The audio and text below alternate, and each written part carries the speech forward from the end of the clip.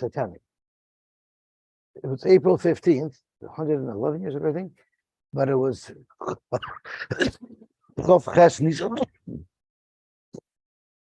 there's a good story about a frum person who was on the Titanic. April 15th. A lady. I mean, the husband probably didn't. I have to remember tomorrow to say it. Okay, so what we learned yesterday was about what you write on and what type of ink.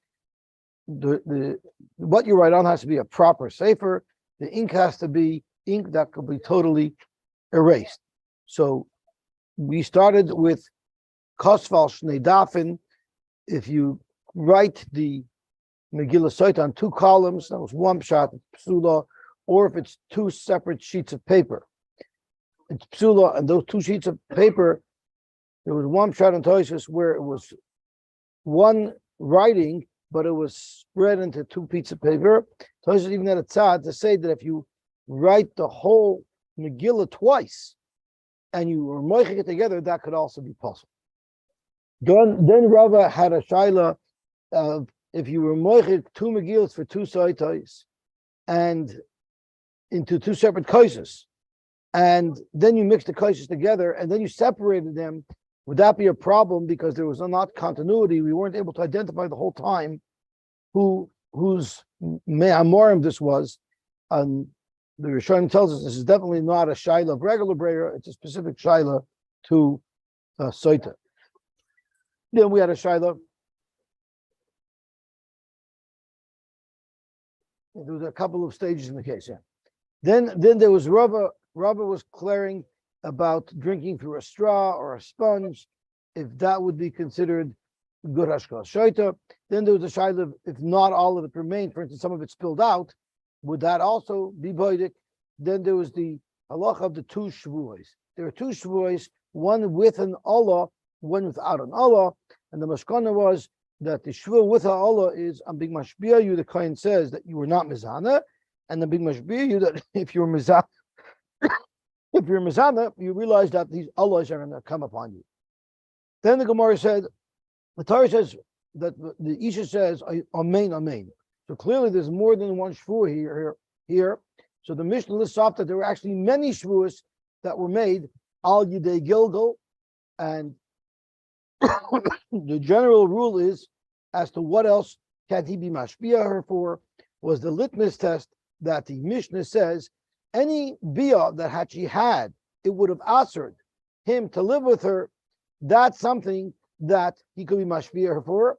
And the Gemara comes out, he could even be mashbiya her that if we get divorced and we marry a second time, and you're mezana during a second time, the Mei Hamorim should also work, because like Reb Meir said, you could be mashbiya her not only for the past, but for the future as well, and the Mei Hamorim will work on her. Then we had an interesting shaila. We had a 3-way machlokes. Machlokes is when a woman could go through the parsha of Sotah twice. The kula alma moida, if she was married to one husband and the kinui was on John, and then she was married to a second husband and the kinui was on Bob, everybody holds over there she's shoysa v'shoyna. She can go through the parsha of the Sotah twice. On the other hand, if she's married to one husband and he's mekana her, and she's soiser and she's shoysa, he cannot be mekana her again for the same chashud, for the same perpetrator, for the same noyif. That's what everyone agrees to.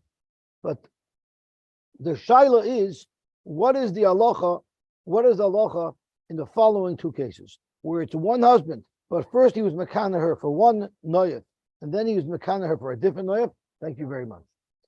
And the other shaila was, if it's the same noyif, but first one husband was mekana her against that particular noyif, and then her second husband was mekana her against that particular noyif. That's where we have a machlokes. So the Rabbanan, the first Rabbanan hold that in all those cases, he could be mekana her, she can go through the second parsha of Sotah again, except for the case where it's one husband and one noyif. The Rabbanan Basra held you could never make her bishois again unless it's two husbands and two noyafim. And then Rabbi Yehuda came up in the middle. And Rabbi Yehuda said that if it's one husband and two noyafim, you're not going to be mashka her again. And Rashi says the svara is because clearly this man is a kantaran. But if it's two husbands with the same noyaf, then avada, there would be another set of Sotah, another procedure of Sotah. And that's how we finished the parak. And now we're up to the new parak of Hayanoit Las Minchas.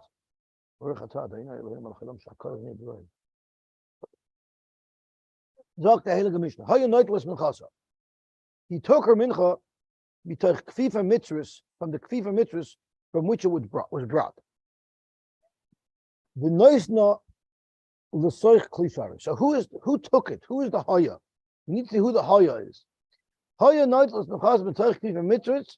The noisna l'soich klishar. This haya, this mystery man, put it from the kfifa mitzvahs with which it was delivered to the Beis Hamikdash into a klisharis. The noisna al yada. And then he puts it on her hand, and only now does the kohen get introduced. The kohen manich yada mitachteu manif. The kohen puts his hands underneath the woman's hand and makes tenufa. So let's see who the haya is. Zokt Rashi, haya noit les minchaza habal. The baal takes the mincha, which means it's the baal that's putting the mincha into the klesharis. The baal is preparing the mincha. The ha'aminon the mitzvahs kahuna b'menachos ala mikmitza be'elach. So that means the baal could put it into the clay sharis, and the baal could mix it with the oil. The baal could put on the levoina. The baal does everything up until the point, or the baal of the carbon. So here we're talking about a Sotah, but a regular mincha as well. The owner of the carbon, the person who brings the carbon, does all the work up until the point it's ready for the kmitza. The hagasha nami tchilas kmitzahi. We learned before the kmitza is made, the keli that holds the whole mixture is brought to the corner of the mizbeach. That's the southwestern corner. So that has to be done by a kohen as well, because that's called the initiation to the kmitza. Shein zar karaf l'mizbeach. The zar doesn't get close to the mizbeach. Abel kiddush kli, putting the ingredients into the klesharetz. The yitzika, pouring the oil, and ubelila, and mixing the oil with the flour. Shetuna shemen. Belila is because it needs oil. Kosher bazar, that can be done with a zar. That is how Rashi learned. Tosfos argues. Well, let's see the first Tosfos on the Amid. Hayanoito b'Yishalmi ksiv v'lokach hakoyen miyad ha'isha es minchas hakanois.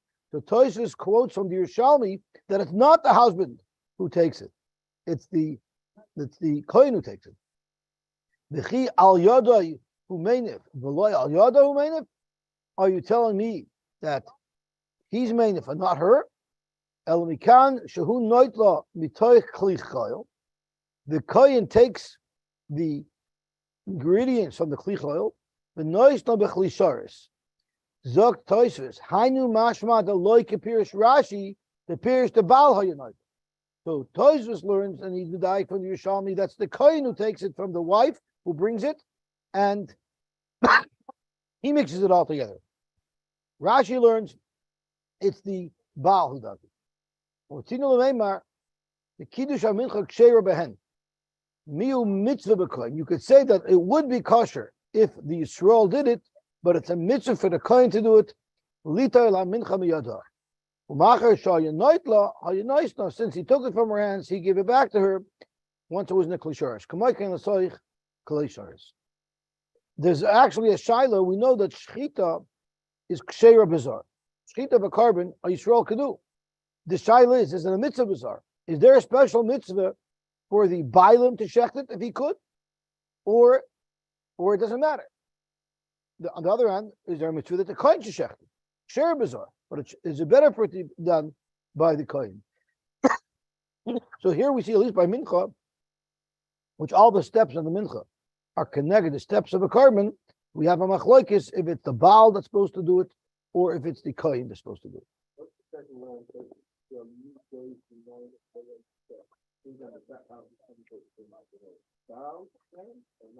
The kohen, because the kohen and the lady are mainif the carbon together, and are mainif the municha together. I don't know. I don't know exactly what that line in the Gemara means. I was just focusing on. Could be. Okay. Okay, so let's see the Gemara weiter. The kohen maniach es yodai mitachteu manifa. It means the kohen is touching her. Let's see Rashi.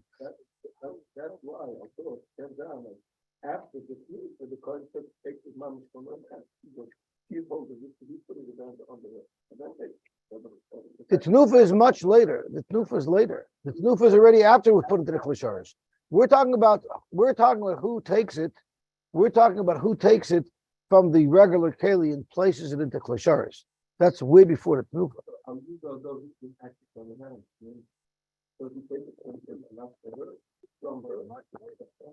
No, I'm not sure what you're saying.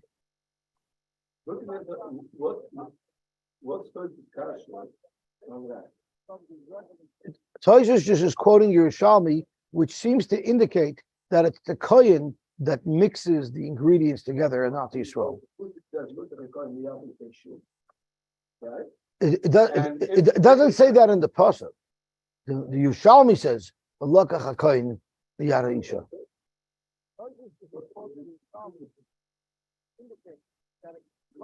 It says in the pasuk, "V'lokach hakohen miyad isha." You're right. V'lokach hakohen miyad isha es minchas haknois v'heinev es mincha after the lekicha. So that's what.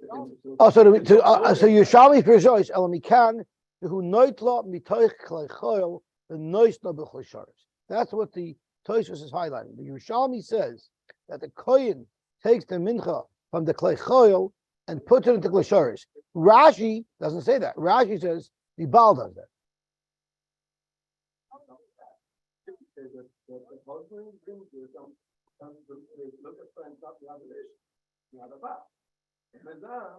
That it's the kohen doing it. That's the right that the kohen doing it. I hear. Okay, Gavaldik. Right. Yeah, but that's not what it's talking about. It's talking about the lekicha before the tenufa, because if that's even in the pasuk, it says v'lokach kohen miyad isha smichas knois and then the heinim. So this v'lokach is referring to, I guess, when it's delivered originally in the non-klishars.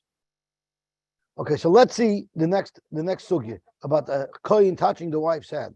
V'nois na yad al-hanif v'kohen manicha yadim mitachtav v'gemar yolav the tenufa tzrichi yad bailam v'yad kohen ubailam the mincha Sotah is ha'isha.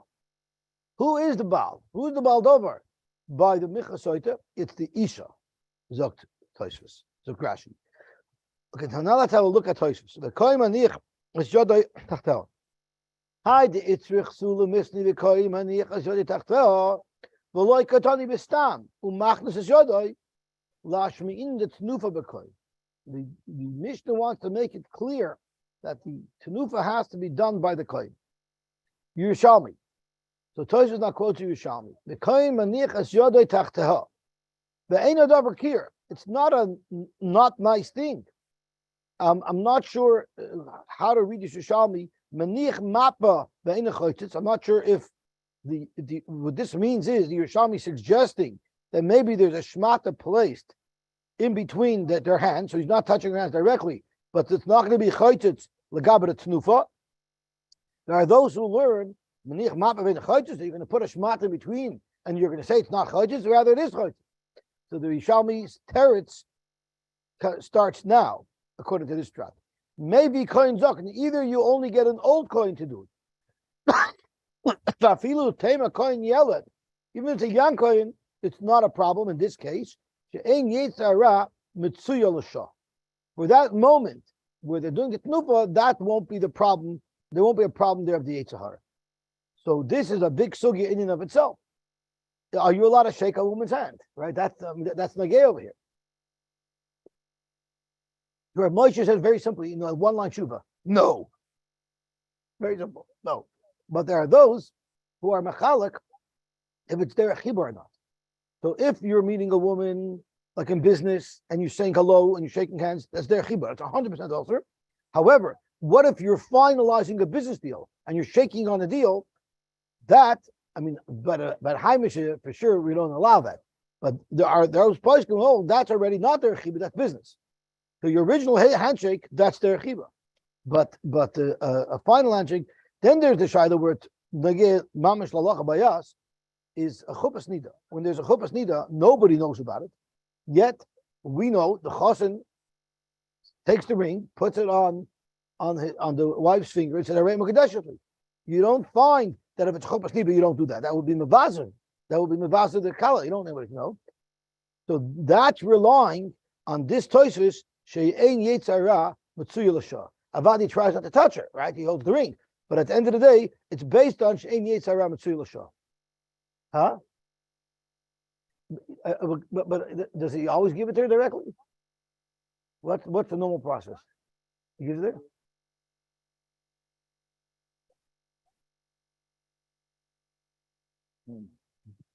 So that embarrasses her. I don't know, but I know, but he does make the kedushin, and the reason why we're samech, even though Janida, is because she'ein yetara mitzuya l'shah. Okay, so let's see the Gemara weiter. Okay, the Hainif, he makes the tnufa. Hainif, he makes the tnufa. The Higish, then they bring it to the Mizbeach. Then Chamati makes Kmitza, then the Hiktir. So just to get clear, we're now at the point where the Kmitza was done and it was already placed to burn on the Mizbeach, based on the story that the Mishnah is guiding us through. And then the Moiser Mincha can be eaten by the Kohanim. Hayamashke, he would be mashker ve'achach makar bes mechasa. So the Gemara is going to ask, what do you mean hayamashke ve'achach makar bes mechasa? Didn't we just say that the Haktarah happened already? So the Gemara is going to tell us that first the Mishnah gives us the general order of the Mincha. Heine figish kamat sikter. But now the Gemara is going to drill down at what point in this process is the hashkah done. So earlier, where it said kamatz v'hikter, it was talking about just the process of the mincha, not showing us how it weaves into the sequence of what they do for the site. Now we're talking about how it fits into the big picture. So this Tana holds first she drank and then they brought the mincha. Like we had a couple of days ago that we made her hold the mincha even after she drank to tire her out. She drank already, and you were already moicha. So why do you want to tire her out to get it to be moida? So the Gemara said, you see, HaKadosh Baruch Hu's chas alaha wants her to be moida, so she shouldn't blow up. Rab Shimon Omer makar bes minchasa the achagach hayamashka. No, they were makar the mincha before. The mashka is the final thing. Shenemar, it says in the pasuk the achar yashke es haisha es hamayim. What happens if you did it out of order? Im hishke v'achach hikrit, as mechazak sher, it will be kosher any. Amar lei Rabbi Lazar, Rabbi Yosy de Darei.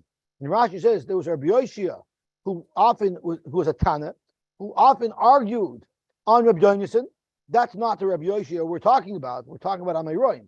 Rabbi Lazar told Rabbi Yosy, the Rabbi Yosy that was his contemporary, don't sit down at the mefarshis law milsa until you can explain to me the following halacha. Minayin lemicha Sotah sheteuna tnufa. How do you know that the mincha of Sotah requires tnufa? Correct, Rabbi Yosy, what type of question is that? It's mefurish in the Torah. Minola and v'heinav ksivba. Zok the Gemara. Rabbi Lazar says no. I know that the tnufa is required, but the bailam minola. How do you know that the bailam do the tnufa and it's not only the kohen? Because if you look at the Lashon HaPosuk, it says v'lokach hakohen miyad isha v'heinav.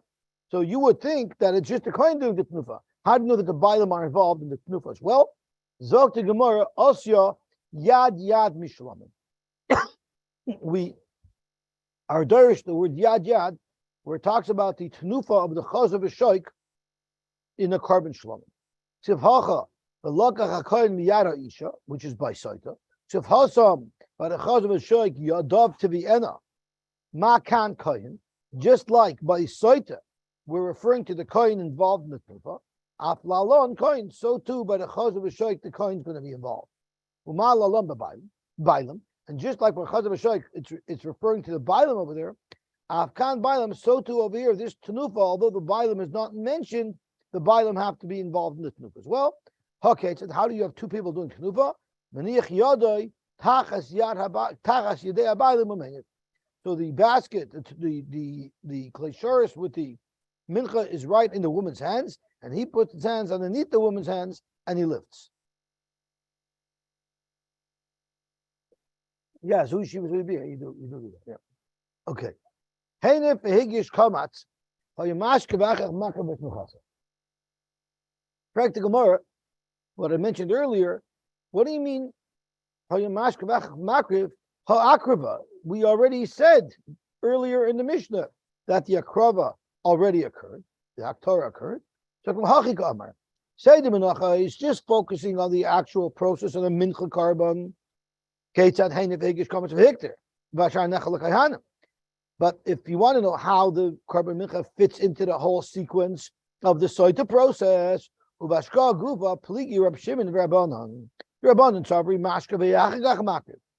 says first she drinks and then they're makriv the mincha. Makriv machas and minchasa. Rabbi Shimon Tzovar makriv es minchasa the achakach mashka shenemar va'achar yishke. So we've been focusing a lot on this. Va'achar yishke. Va'achar yishke says first you do everything like the korban mincha. We're going to see other things as well, and only then does he drink. We're going to have to know why. If the Torah says she first has to bring the mincha and then drink, how could Reb Shimon say that if you did it the wrong way, it will work? So he's going to need a pasuk for it. So Zok Tanu Rabbanon.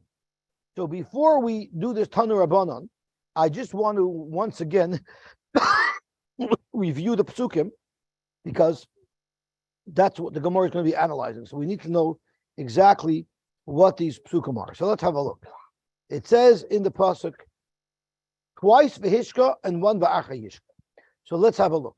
If we look at the psukim, it talks about being mashpir, and they write the Allah Sa'ela, and they pour it, they use it, they're moicha the alois with water.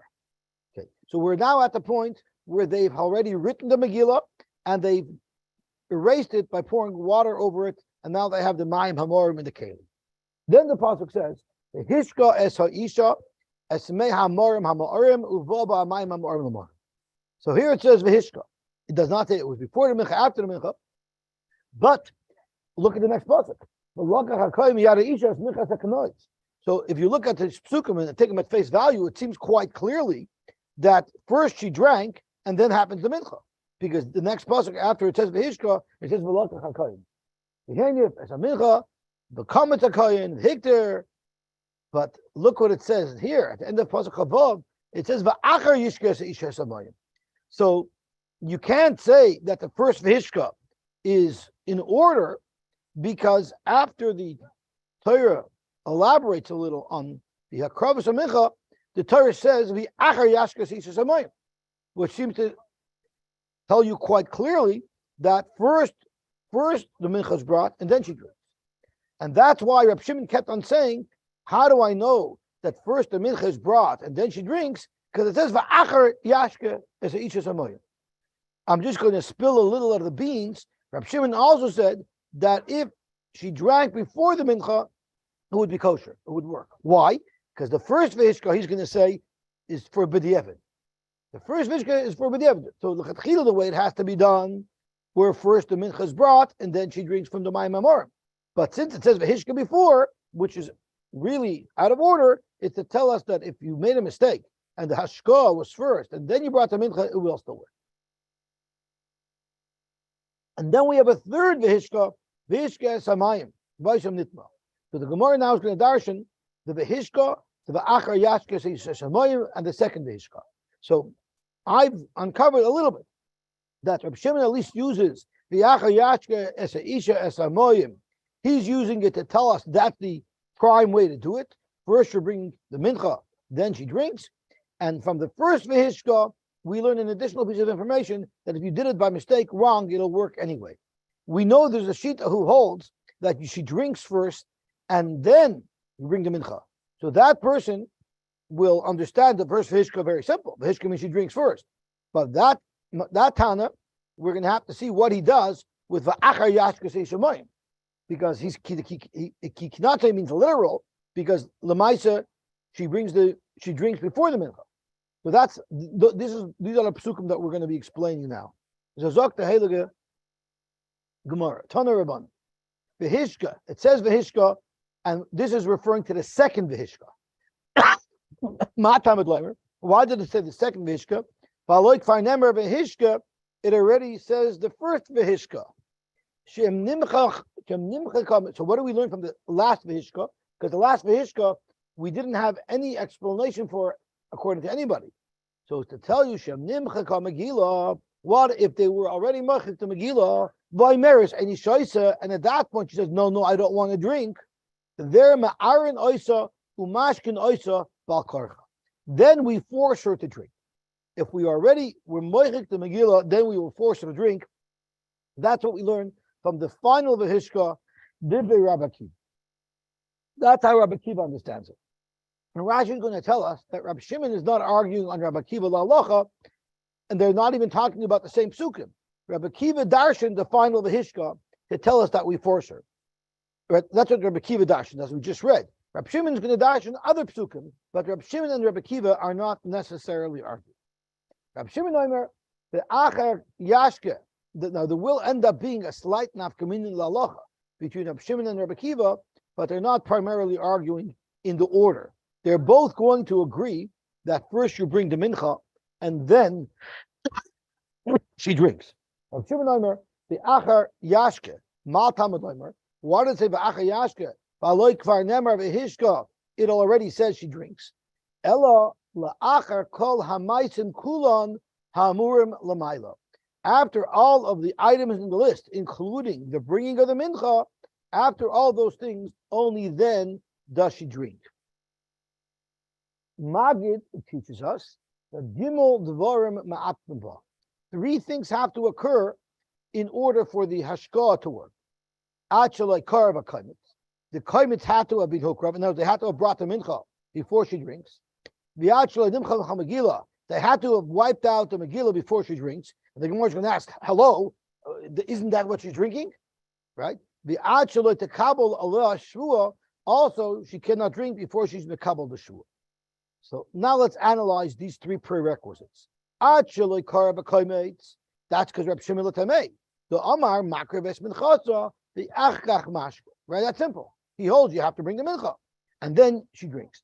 Actually, Nimcha Kamegila Elamai Mashkala. I mean, of course you have to be Machik Kamegila for her to drink, and that's what she's drinking. Amar Ravashi lo Nitzrucha le Sherishumay Nicker. What does it mean Sherishumay Nicker? Nimcha Kamegila means what if Shitaka was Machik to Megillah, but there's still a little mark on the thing. That's not, she can't drink that water. That's not going to work yet. It's not going to work until they totally wiped out the entire ink from the cloth. Okay? And then the third prerequisite is Ataloy the Kabbalah Shua. Practical Gemara. What are you talking about? Mishtahud Shasi. Are you telling me that she can't drink before she makes the Shvua? Michtav Kasvila. Are you telling me that you would have been able to write the Megillah before you mashpia her? You can't even write the Megillah before you mashpia her. Because the Amar Rabbah, Megillah Sotah Shekosva, Koidem Shetekabel Alei Shvua, Le'asva Leklum. The third item that they had to be mashpia before she could drink, that's Pashut, because they can't even write the Megillah before they mashpia her. So just to review. No, it's not relevant. The Brisa didn't need to say, or Shimon didn't need to say you can't drink before you mashpia, because you can't even write it before you mashpia. Okay, so then let's just take stock of what we have. We have the first Hishka, we have the Achar Yashka, and then we have the second Hishka. Rab Shimon is going to learn that from the first Hishka, we learn that if you did it out of order and she drank before she brought the mincha, it will still work. From the second, the Achar Yishka, she learns that's the real order. She first has to bring the mincha, then she drinks. From the third Hishka, you learn that if after they were moichik the water, she refused to drink, you force her to drink. Okay? Rabbi Akiva seems to learn the same thing. Raj is going to point out that there's a subtle difference between Rabbi Akiva and Rabbi Yeshua. And that is as follows. Rabbi Yeshua holds that you force her to drink once they wipe out the Megillah, right? Rabbi Kiva and Rabbi Shimon both hold to that. Not sure. Rabbi Kiva and Rabbi Shimon both hold that. But there's one difference.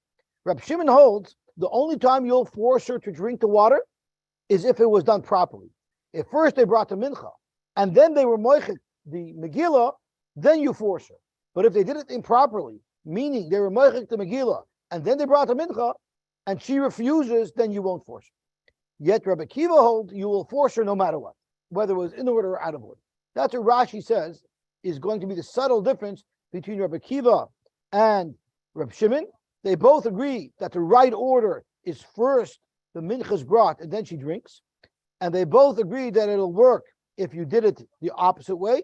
The machlekes is, will you force her to drink if you did it the opposite way? And we'll see that in Rashi a little bit later. What is the machlekes? Not between Rabbi Kiva and Rabbi Shimon.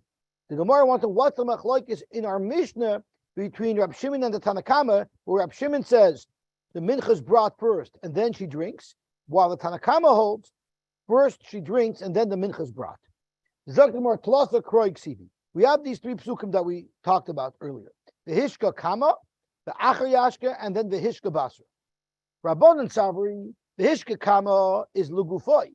Rabbanan the hishka kama is lugufoi because they hold shemashka the achakach makar ves minchasa. They hold first she drinks, then they bring the mincha. But achar yashka, that's not literal according to the Rabbanan. So the achar yashka miboyle l'sherishumoi nikr. He uses it the achayashka to tell you that if you didn't totally wipe out the Megillah, it won't work. And the Hishka Basra tells you Shem Nimcha Ka Megillah V'Imeris Eini Shoyse Ma'arin Oisa Umashka Oisa Bakar. So that is how the Rabbanon learn it. So the Rabbanon learn that the first V'Hishka is Dafke because it's the first V'Hishka that sets the order that the drinking comes before the Akrovas of Sotah, and the V'Achar Yishta, which it says after the Mincha, is not literal. We're using it to teach you something zaitik. Rab Shimon is exactly the opposite. Ba'achar yashka, that's the literal thing. That's the most important. That tells you that first the mincha is brought and then she drinks. It says v'hishka before. That's telling you as zaitik gezach that if you did it out of order, it would work anyway. Rab Shimon Sovar, the achar yashka, that's lugufoy. That's telling you the real order. Shemakar ves minchasa v'achar kach mashke. But the hishka kama, that's only telling you about the Eved. And what's the Vehishka Basra for? They all agree. So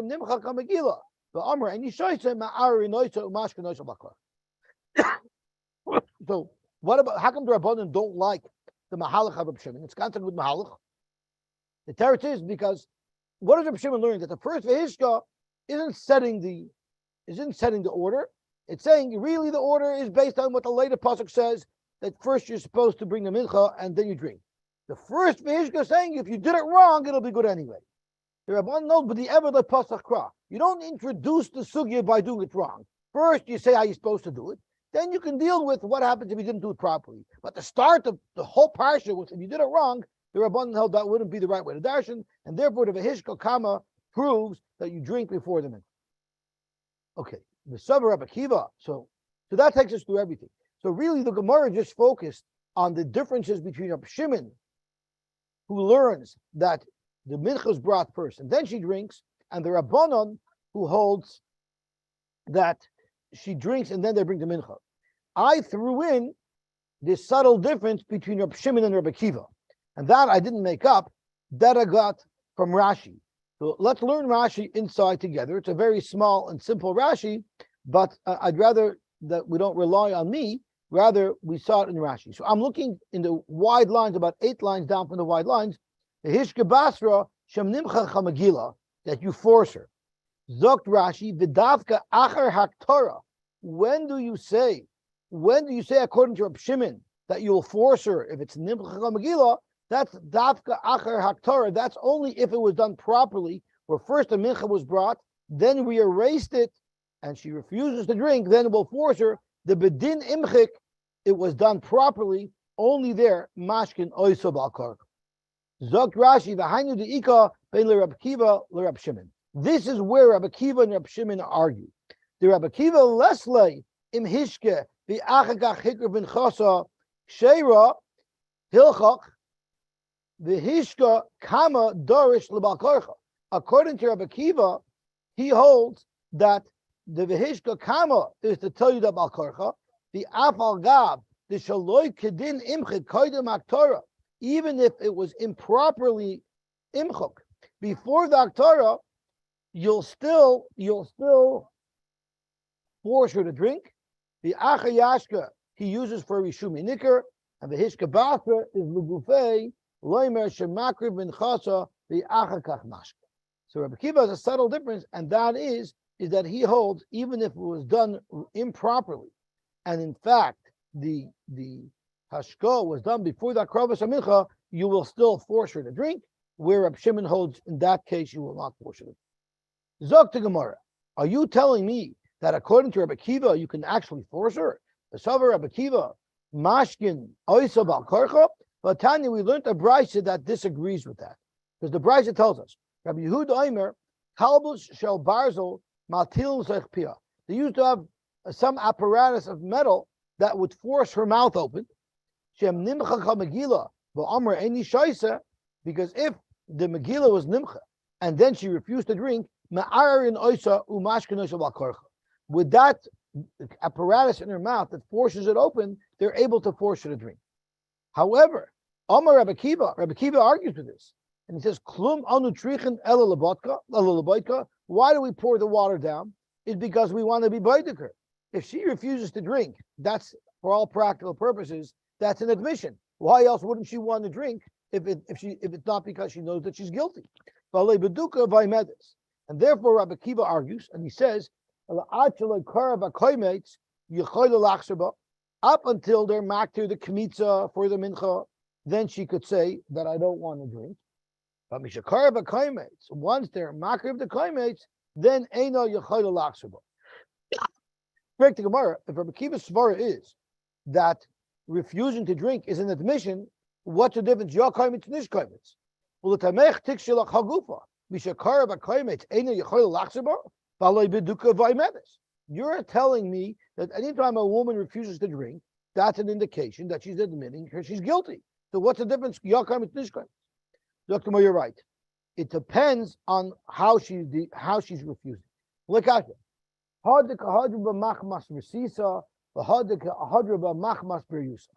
Let's say she's not nervous at all. She says, I'm not drinking. I refuse to drink. Then you know that she's guilty. Because she's not nervous. She's calculating that I'll play along until it reaches a point where if I go on, I'll blow up, and then I'm going to refuse to drink. That was her plan. She's not nervous at all. There we know for sure that her refusal to drink is an admission of guilt. But what if she's mamish trembling? She's mamish trembling. That woman might be tahira. She's just so afraid of this. She's afraid that maybe even though I'm innocent, they'll get me. People can be paranoid. Okay, I wasn't mazana, but if I looked at him, I touched him, she's terrified. So therefore, her refusing to drink is not necessarily an admission of guilt. So what Rabbi Kiva is saying is, when we see she's very calm and she's just denying and she refuses to drink, that's considered an admission of guilt. But if she's panicking, then if it's mishakar b'kaimetz, you force her to drink. And if it's loikar b'kaimetz, then you don't force her to drink. And this is what Rabbi Kiva meant. Right, if she's not innocent, it's correct. Kol machmas briyusa, if she's sure and she's calm and she's refusing to drink, klal lo shasya, no matter what she doesn't drink, because that's an indication that she's admitted her guilt. But machmas resisa, if you see she's terrified, then it depends. If they weren't makrib the koimitz, that kati lo imchak megillah, because that means by definition the megillah wasn't imchak, because he holds first you bring the mincha and then Rabbi Kiva holds first you bring the mincha and then you drink. Inami imchak megillah, but even if you were moichik the megillah, the shaloi kedin of it should not have been done. The shaloi kedin of it kohanim, the maki, they should have done it. They should have waited until after it was brought. Motzi hadraba, she could refuse to drink. But once it's mishakara b'koimetz, the bedin of it, kohanim the maki, the kohanim were moichik the megillah properly. At that point, loy motzi hadraba, she can no longer back out. Gavaltik. Zok the Gemara, based on what we're saying now, it's kasha the Rabbi Kiva ad Rabbi Kiva. we now have a stira in Rabbi Kiva because Hasam Omar Mechika Ma'akva. In the first brisa, he said that if you're moichik, you're ma'akev, right? If we learn the brisa that with Rabbi Kiva, it says Amar Rabbi Kiva klum anu trichen el laboika v'lebeduka v'aymenis el achay kar v'kam chayil achsam and shakar v'kamitz any achal achsaba. So here we see it told in Kamitza, but over here it's she'im nimcha kamagila by meris any shashim ma'arnoi shemashna shalakarcha. So does Rabbi Kiva say it's totally in the mechika, or does Rabbi Kiva say it's totally in the akrabas akamitz? We have two Rabbi Kivas here. Kasha Rabbi Kiva, Rabbi Kiva, because Hasam Amar Mechika Ma'akva, which is what we saw at the top of Amar Beis. V'achar Kamitz Ma'akev. Zakhamar no Trei Tanoi V'Aliv Rabbi Kiva. It's actually a machlokes what Rabbi Kiva said. Iboilu. The more the shaila. What happened if Amra she said Eini Shaisa Makmash Beryusa? She was calm and she says I refuse to drink. That tells us that there's an admission of guilt. And then the chazav Rama Shaisani. And then she said, no, I'll change my mind. I'm willing to drink. So according to Rabbi Kiva, would you allow her to drink? Mao. Kiva Dabra Any Shaisa. Since she already said Any Shaisa, so that we consider it to be an admission of guilt. Therefore, Tameya Nikamra. That's as if she admitted that she's Tameya, even the Echset Napsha Betuma, Lematra Hadirba. Once she admitted that she's Tameya, she's also, and she can't be Chayzer, and therefore she can't drink to prove her innocence. Idilma, even the Amr Shaisani, or maybe when she said Shaisani now, Gol Yadaita, the Mach must be Asuzda Hudamra. Yes, she appeared to be very cool and confident, but maybe she was masking it. Maybe she was really terrified inside, but she was able to keep a calm demeanor. And now she mustered up the gut that she's willing to drink. So tomorrow take you, we don't know. Amar Abaye, the Shmuel, Amar Avu the Shmuel, I'm sorry, the father of Shmuel said, even before they're moichik the Megillah, they have to put something bitter into the water to make the water taste bitter. My timer, what is the reason? The Amar Kra mehamorim, meaning shemorim kvar, which means shemorim kvar because you koyde mechika. The water was bitter even before you were moichik the Megillah into it. Alma machmas davar achar hemorim. You see that they're not bitter from the mechika some Megillah, from the ink. They were bitter from before. Ve'in merira al shem kililas b'dikasam nikra. It's not called me'amorim because of the klola, because of the spiritual bitterness. The makama mechika la b'nei mivdaktinu. Because before you were moichik the scroll, they were not able to be boidik, and the water itself was bitter. It's referred to as bitter water. It must be they put something bitter into it to make it taste better. Okay, Gavaltik, we'll stop here. Special with Mamshech tomorrow. Right. Right. Me'amorim, it's bitter before it becomes morim. Exactly. So I'll say tomorrow, but the Titanic story is there was a lady by the name of AKS, and she had a baby. So the women and children were given the first preference to go into the lifeboats. But you can imagine what type of confusion and behold that was going on as they were putting in. So someone grabbed the baby out of her hands. The baby's name was Frank, and threw it down into a lifeboat. And then eventually she got into a lifeboat, but she lost her baby. She was freaking out. And then a couple of days later, she saw a guy holding her baby. You know, who knows how the baby lost. So she said, that's my baby. And the guy said, no, it's not, it's my baby. And there was a whole fight. So she said, I'll prove to you it's my baby. Because my baby had a bris. And in those days in Europe, none of the goyim would get bris. So by opening up the baby and showing the baby had a bris, that was chloride that it was a Yiddish baby, and she got the baby back. And he died. This Frank X died in 1999. Can you imagine such a tragedy? She's stealing babies. Yeah, but it's one of the Jewish stories that came out of that happened by the Titanic. I don't think so.